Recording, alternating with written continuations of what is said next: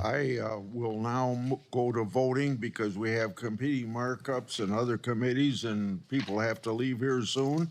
We'll go to Bove's nomination. The clerk will call the roll. Mr. Chairman, point of personal privilege.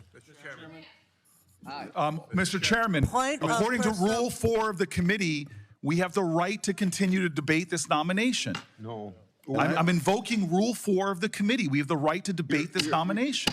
You're out of order. I'm seconding Mr. Senator Chairman? Booker's demand for a vote on his request to hear from the whistleblower. Mr. Chairman, you should at least acknowledge my Rule 4 point of order. You're out of order. I don't understand this. What are you afraid of about even debating this? by proxy. Putting things on the record, hearing from every senator, dear God, that's what our obligations are. It's to state our reasons for debate. At least address the Rule 4 point of order that we're calling. There's no need to rush this. What are we afraid of? We're not pressing for the 2-hour rule like you all did when you were in the minority. We're simply asking for a credible amount of time to air our concerns before the vote. We respect each other in this committee. We respect the understanding that we have things to say.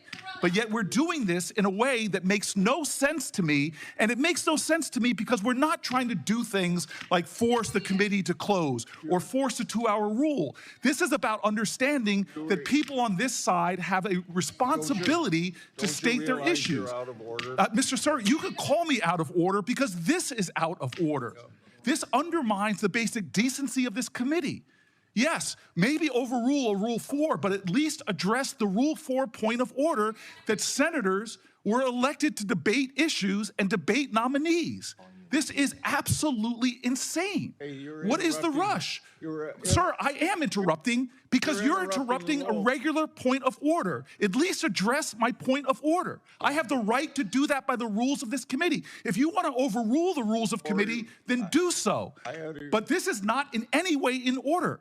You are obligated to address a point of order according to the rules of this committee. You could overrule me by a Senate vote.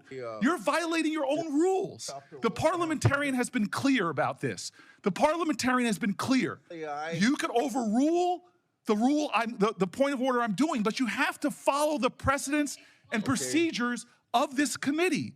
This is outrageous that you're not allowing senators to have their fair say before a controversial nominee is being done. This is unbelievable. This is unjust. This is wrong. It is the further deterioration of this committee's integrity. With a person like this, what are you afraid of? Are you afraid of hearing from Chris Coons? From hearing from one of my colleagues? From hearing from Adam Schiff? What is the fear here? Have at least the decency to have a vote on my point of order regarding Rule 4. I have respect for you, Mr. Chairman. We've served together for more than a decade, but this is outrageous. This is unacceptable. This is wrong. It is wrong. And why? Why? What is the rush to take another half hour to listen to people? What is the rush? What are we afraid of, Mr. Chairman? What are we afraid of? I do not understand why senators can't debate a nominee as we've done when both sides have been in the majority to take the time. What is the thing that you are so afraid of from hearing from my Senate colleagues? This is a violation of the precedents of this committee. We're not trying some stunt here to try to force a 2-hour rule like you all did when you were in the minority. We just want to be heard before a controversial vote. Sir, this is wrong, and you know it. You are a person of integrity. How could you be doing this? At least have a vote on my point of order. Sir, with all appeals to your decency, with all appeals to your integrity, with all appeals to past jurisdiction and past precedent, why are you doing this? This is outrageous. This is a kangaroo court. That's all we have here, Mr. Chairman. This is wrong. To violate your own rules without going by the mandates of the parliamentarian. This is unbelievable. There's a way to do this. If you want to force this through, if you want to ram this through, there's a way to do it in accordance to the rules as spelled out by the parliamentarian. It is simple. It is clear. There's a pathway to achieve what you're trying to achieve. But sir, this lacks decency. It lacks decorum. It shows that you do not want to simply hear from your colleagues. This is absolutely wrong.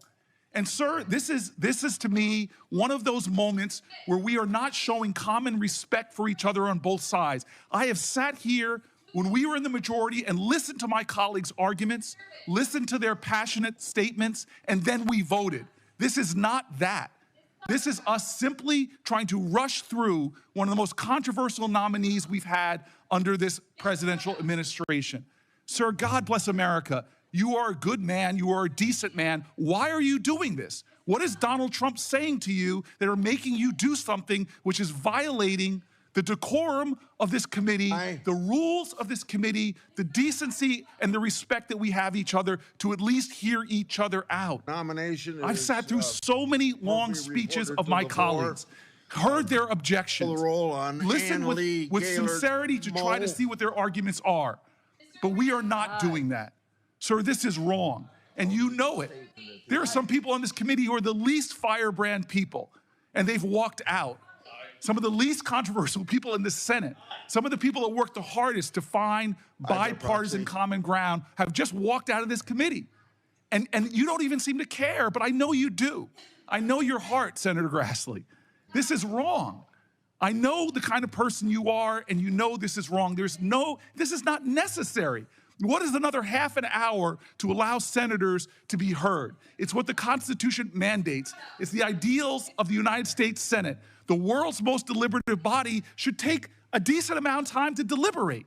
But here we're not doing that.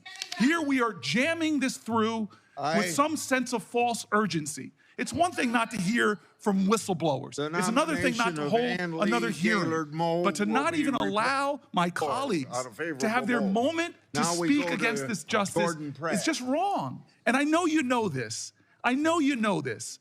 The only time this rule has ever been overturned by both parties was done when one minority was trying to pull some stunt to stop the committee from hearing. This is not that. This is not the 2-hour rule. This is a basic element of the ideals of this committee, sir. It is the basic understanding of having debate and deliberation. It's a basic understanding of we can listen to each other even if we disagree, that we should have time and space and a forum to listen. Sir, this is just wrong in every way.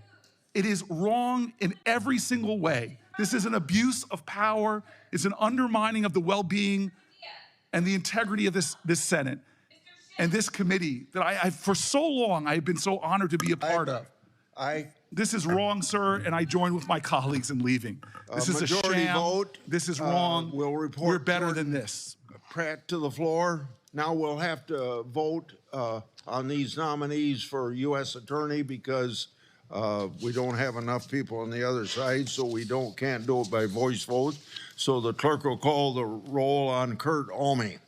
Mr. Grant. Aye. Mr. Cornyn. Aye. Mr. Lee. Aye. Mr. Cruz.